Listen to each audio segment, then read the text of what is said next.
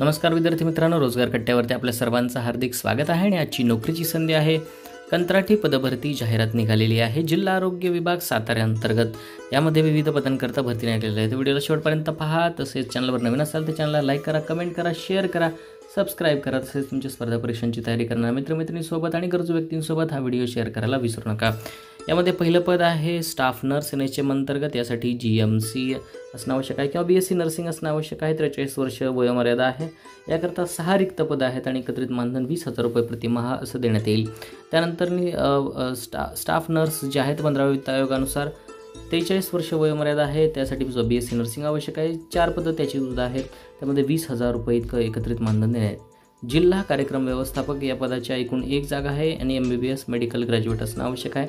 35,000 रुपये एकत्रित असं मानधन त्यांना देण्यात येईल. एकूण 11 पदे आहेत आणि याकरता ज्या काही गोष्टी लागणार आहेत ही कंत्राटी पद भरती आहे आणि ही एकूण 12 महिन्यांची असणार आहे. आणि याकरता कोणत्याही प्रकारचे शासकीय सेवा नियम लागू होणार नाहीत. ही पूर्णपणे कंत्राटी भरती आहे आणि यामध्ये अर्जदाराला कंत्राटी कालावधीमध्ये योग्य ठिकाण बदलून मिळण्याची सोय याच्यामध्ये करता येणार नाही आणि भविष्यामध्ये बदली प्रक्रिया वगैरे तसं नसणार आहे. काय त्याची लास्ट डेट जी आहे ती आहे 7 एप्रिलपर्यंत. त्या सकाळी 10 ते संध्याकाळी 6 वाजेपर्यंत राष्ट्रीय आरोग्य अभियान कार्यालय जिल्हा परिषद सातारा येथे त्यांना सगळे ते पत्ते जमा करायचे आहे. 150 रुपये प्रवेश प्रक्रिया शुल्क असणार आहे. याच्यामध्ये अकाउंटचा DD तुम्हाला काढायचा आहे. याचे district integrated society for health and family welfare programme Satara, bank name bank of Maharashtra आणि जो काय अकाउंट नंबर आहे FSC कोड आणि ब्रांच नेम आहे त्यानुसार तुम्हाला त्याचा DD काढायचा आहे. तसेच ZP-Satara.gov.in ह्याच्यावरती तुम्हाला ती यादी लागेल आणि त्या यादीमध्ये जे कोणी फायनल सिलेक्ट झालेले कॅन्डिडेट्स असतील त्याच्याविषयी माहिती मिळेल.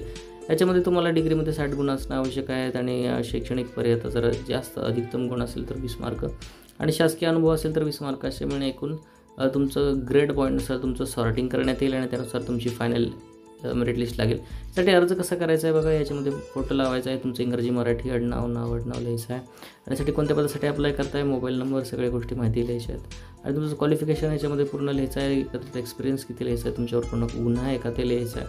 आणि सोबत जे काही डॉक्युमेंट जोडणार आहे ते लिहायचं आहे. आणि महाराष्ट्राचा रहिवासी असल्याचं. त्यानंतर लहान कुटुंबाचं प्रमाणपत्र देखील तुम्हाला सेल्फ अटेस्टेड जोडायचं आहे. सो विद्यार्थी मित्रांनो, ही माहिती कशी वाटली?